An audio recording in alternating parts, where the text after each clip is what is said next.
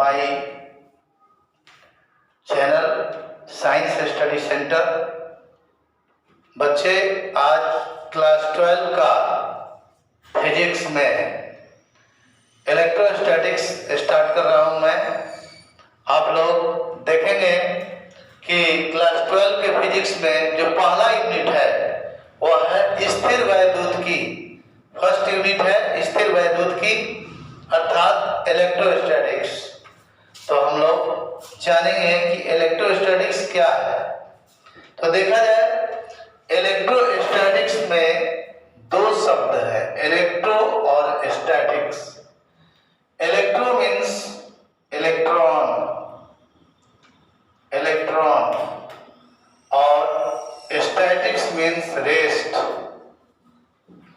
अर्थात इलेक्ट्रोस्टैटिक में हम लोग वैसे इलेक्ट्रॉनों के बारे में पढ़ेंगे जो रेस्ट में है। अर्थात इलेक्ट्रोस्टैटिक्स फिजिक्स का एक ऐसा ब्रांच है जिसमें रेस्ट में रहने वाले इलेक्ट्रॉनों का अध्ययन किया जाता है। यानी रेस्ट मीन्स विराम। इसमें विराम में रहने वाले इलेक्ट्रॉनों का अध्ययन किया जाता है, तो इसे बोलते हैं हम लोग इलेक्ट्रोस्टैटिक्स। तो इलेक्ट्रोस्टैटिक्स की परिभाषा हम लोग देते हैं।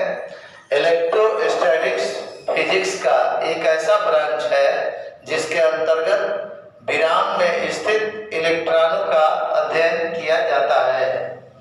इसके बाद इलेक्ट्रोस्टैटिक्स में सबसे पहला जो चैप्टर है हम लोगों का वो है विद्युत आवेश।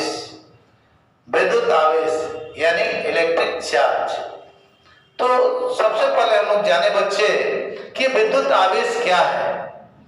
तो विद्युत आवेश की परिभाषा दी जाती है कि वह अज्ञात कारण जिससे किसी वस्तु में घर्षण के द्वारा अन्य हल्की हल्की वस्तुओं को आकर्षित करने का गुण आ जाता है।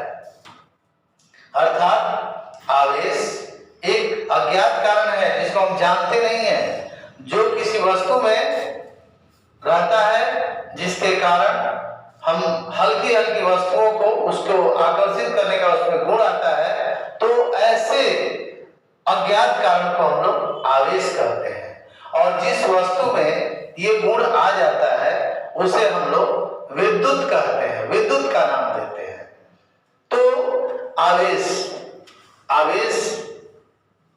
प्रकार, ये आवेश जो है प्राप्त होता है घर्षण के द्वारा। दो प्रकार से प्राप्त करते हैं इसको, घर्षण द्वारा और प्रेरण के द्वारा। तो पहले हम घर्षण द्वारा आवेश देखें। घर्षण द्वारा आवेश कैसे प्राप्त करते हैं। घर्षण द्वारा आवेश, तो जब दो वस्तुओं को आपस में रगड़ा जाता है तो प्रत्येक वस्तु में आवेश उत्पन्न होता है।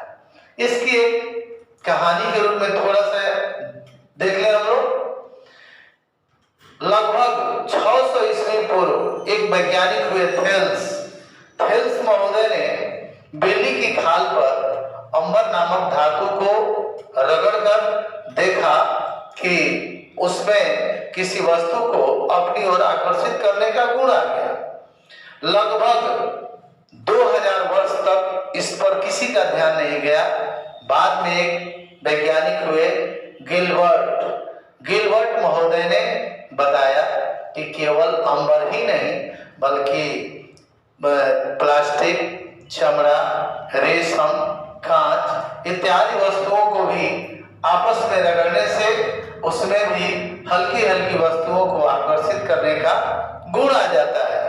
जैसा कि हम लोग जानते हैं कि हम लोग अगर अपने व्यवहार जगत में प्रयोग करें, अपने सूखे बालों को कंघी से झाड़कर कागज के छोटे छोटे टुकड़ों के समीप ले जाते हैं तो उसमें आकर्षित करने का गुण आ जाता है। अर्थात तो हल्की हल्की वस्तुओं को, कागज के छोटे छोटे टुकड़ों को अपनी ओर आकर्षित करने लगते हैं। तो ये घर्षण अर्थात कंघी को बालों पर रगड़ा गया तो उसमें आवेश उत्पन्न हो गया। तो दो वस्तुओं को जब आपस में रगड़ा जाता है तो दोनों में अलग अलग प्रकार के आवेश उत्पन्न हो जाते हैं और उस आवेश का वर्गीकरण किया गया आवेश को दो प्रकार से बांटा गया। आवेश में पहला हो गया धन आवेश और दूसरा हो गया ऋण आवेश। आवेश का वर्गीकरण किया गया धन आवेश और ऋण आवेश में। तो इस धन आवेश और ऋण आवेश में आवेश को वर्गीकरण करने वाले वैज्ञानिक थे बेंजामिन फ्रैंकलिन। ये बेंजामिन फ्रैंकलिन आवेशों का वर्गीकरण किया था। बेंजामिन फ्रैंकलिन धन आवेश और ऋण आवेश में बांटा। तो देखा गया कि जब दो वस्तुओं को आपस में रगड़ा जाता है तो एक पर उतना ही धन आवेश होता है जितना दूसरे पर ऋण आवेश होता है। इसका प्रयोग किया गया कि मान लो कि बिल्ली की खाल पर एक कांच का टुकड़ा रगड़ करके उसे टांग दिया जाता है, पुनः कांच का दूसरा प्लेट या टुकड़ा रगड़ करके उस कांच के समीप ले जाते हैं तो देखते हैं कि वो प्रतिकर्षित होता है, वो दूर भागता है, अर्थात दोनों में सजातीय आवेश है। लेकिन अगर एक कांच के टुकड़े को बिल्ली की खाल पर रगड़ दिया जाए, दूसरे कांच के टुकड़े को अगर रेशम पर रगड़ दिया जाए और दोनों कांच को एक दूसरे के समीप ले जाया जाए तो उनमें आकर्षण बल लगता है, क्योंकि उन दोनों में अब विपरीत प्रकृति के आवेश हो गए। इस प्रकार आवेश धन आवेश और ऋण आवेश। तो हम लोगों ने देखा कि जब प्लस प्लस होता था तो या माइनस माइनस होता है, प्लस प्लस या माइनस माइनस इनके बीच प्रतिकर्षण बल लगता है, इनके बीच प्रतिकर्षण बल लगता है। लेकिन अगर प्लस रहे और दूसरा माइनस रहे तो इनके बीच आकर्षण बल लगता है। इस प्रकार कहा जाता है कि सजातीय आवेशों में प्रतिकर्षण होता है जबकि विजातीय आवेशों में आकर्षण होता है। इसी आधार पर ये प्रयोग के आधार पर ये निर्धारित किया गया। तो ये तो बात हो गई बच्चे आवेश की। अब हम लोग आगे आवेश के गुण के बारे में पढ़ेंगे, आवेश के बारे में और विशेष जानकारी प्राप्त करेंगे। तो आवेश के गुण के बारे में बताया गया। अब चलते हैं हम लोग आवेश के गुण। आवेश के मौलिक गुण। अब देखेंगे कि आवेश के मौलिक गुण क्या है। तो आवेश में भाई ऐसे तो हम कहते हैं कि आकर्षण या प्रतिकर्षण बल लगता है। इसके बाद आवेश के मौलिक गुण में 3 मौलिक गुण बताए गए हैं। नंबर 1 आवेशों की योज्यता। आवेशों की योज्यता। नंबर 2 बताया गया है आवेशों का क्वांटीकरण। आवेशों का क्वांटीकरण। और नंबर 3 बताया गया है आवेशों का संरक्षण। आवेशों का संरक्षण। तो ये 3 प्रकार के मौलिक गुण हैं। आवेशों की योज्यता, आवेशों का क्वांटीकरण, आवेशों का संरक्षण। अब बारी बारी से इनके बारे में हम लोग पढ़ें। नंबर 1 आवेशों की योज्यता।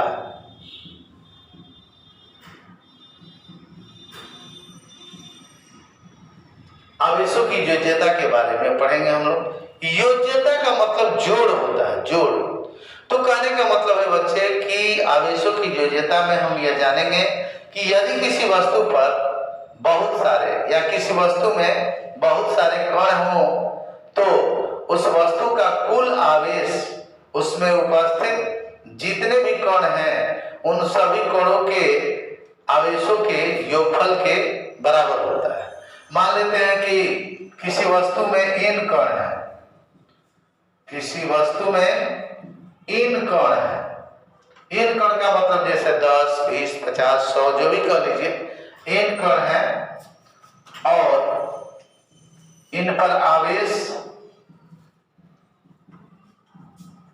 पर आवेश मान लेते हैं कि Q1 Q2 प्लस माइनस दोनों ले सकते हैं, plus Q1 plus Q2 minus Q3 minus Q4 plus Q5 dot dot dot कर दीजिए, लास्ट वाला प्लस Q1 ले लीजिए। तो अगर किसी वस्तु में n कण है और इन पर आवेश अलग अलग है, इतने हैं, तो वस्तु का कुल आवेश जो होता है, वस्तु का कुल आवेश अगर Q कह दे हम, तो कहता है कि वस्तु का जो कुल आवेश होता है इन सभी कणों के आवेशों के बीजगणितीय योगफल के बराबर होता है।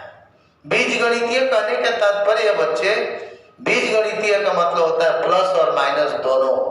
तो वस्तु का कुल आवेश Q बराबर क्या हो जाएगा, Q1, ये प्लस है तो प्लस Q2, ये माइनस है तो minus Q3 minus Q4 plus Q5 plus dot dot dot dot plus Qn।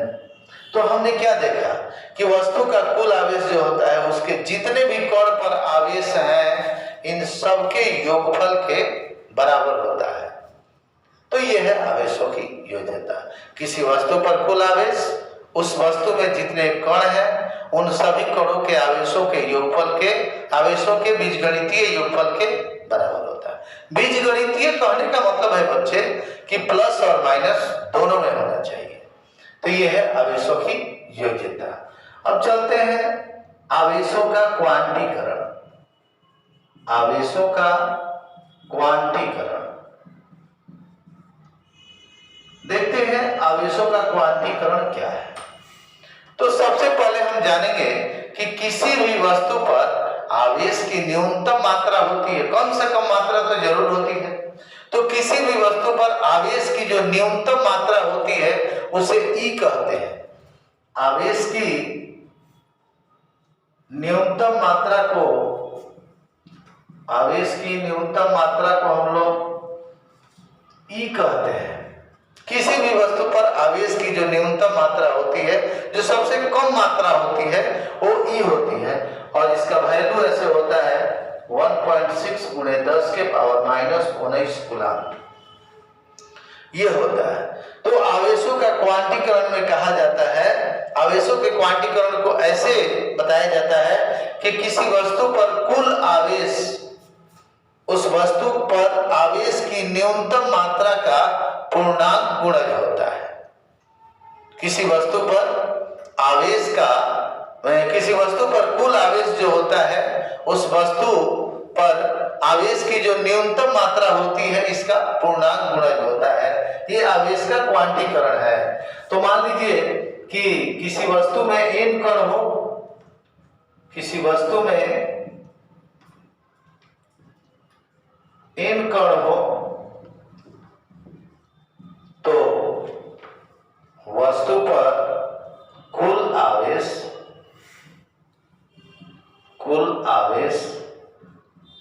Q बराबर Ne, Q equal to Ne। यही आवेश का क्वांटीकरण का मेन फॉर्मूला यही, Q इक्वल टू Ne, यानी E का मान इतना होता है।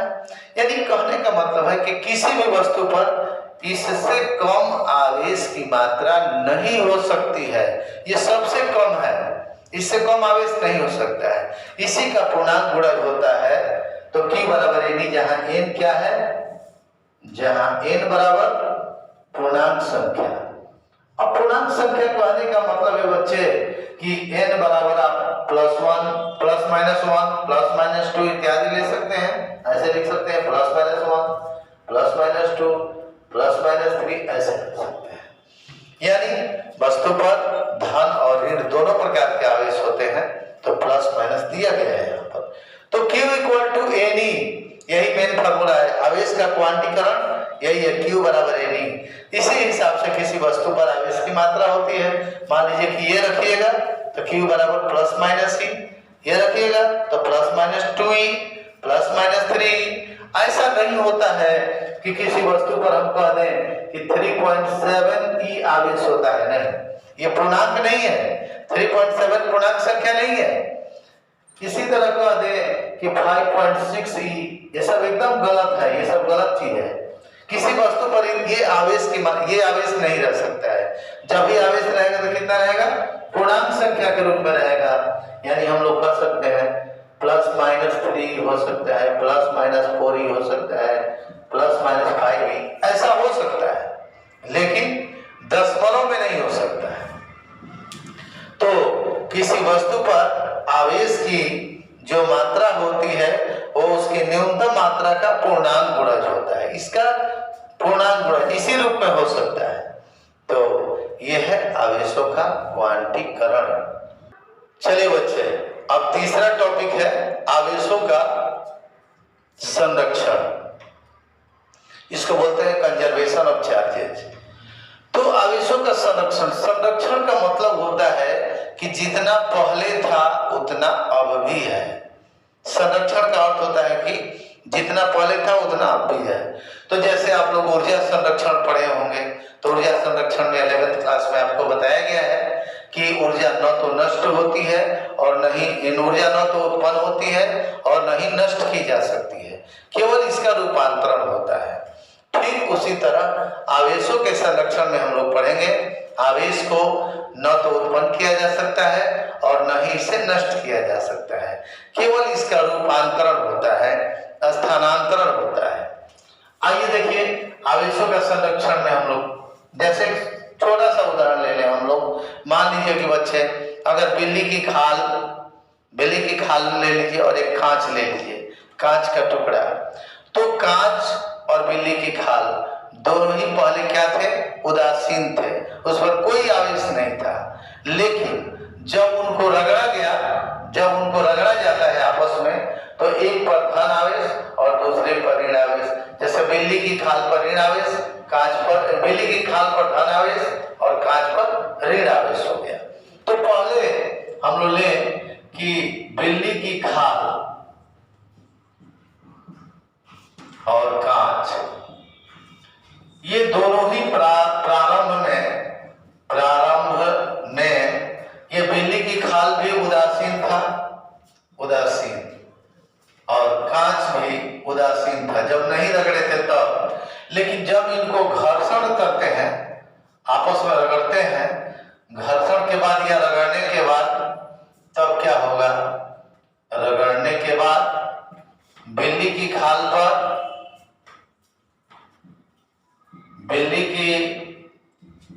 पर धन आवेश, बिल्ली की खाल पर धन आवेश और कांच पर ऋण आवेश,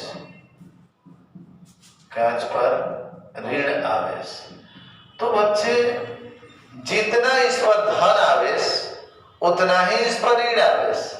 अब दोनों को जोड़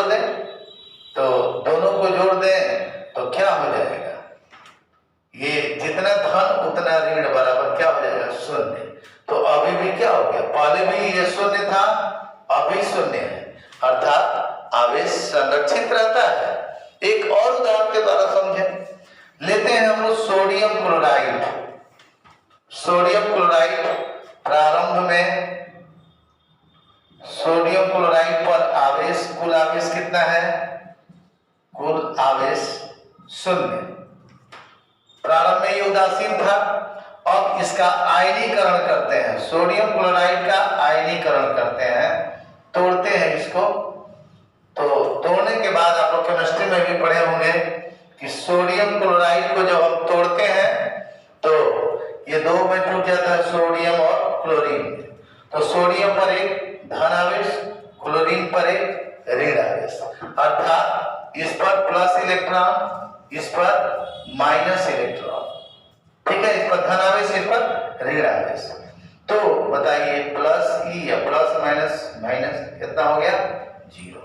तो हमने क्या देखा, सोडियम क्लोराइड पर कुल आवेश 0 था पहले, अब भी कितना है, 0 है, अर्थात आवेश संरक्षित है। आवेश इस प्रकार क्या है, संरक्षित है।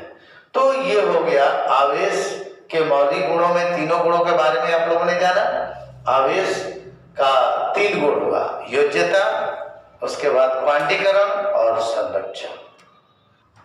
तो देखिए बच्चे, यहाँ पर हम लोग आवेशों का मौलिक गुण पढ़े और बच्चे आज हम लोग यहीं तक रखते हैं। कल जो है अगला जो वीडियो होगा हम लोगों का, उसमें मैं आप लोगों को आवेशों का एसआई मात्रक, आवेश का एसआई मात्रक क्या होता है, सीजीएस मात्रक क्या होता है, अन्य मात्रक क्या होता है, उसकी बीमा कैसे निकाली जाती है, इन सब के बारे में पढ़ाएंगे। तो अगला टॉपिक होगा हम लोग का, अगले वीडियो में आप लोग देखेंगे कि आवेश के मात्रक और बीमा के बारे में हम लोग पढ़ेंगे और इसके छोटे छोटे मात्रकों के बारे में पढ़ेंगे। तो थैंक्स बच्चे, थैंक्स फॉर वीडियो वॉचिंग।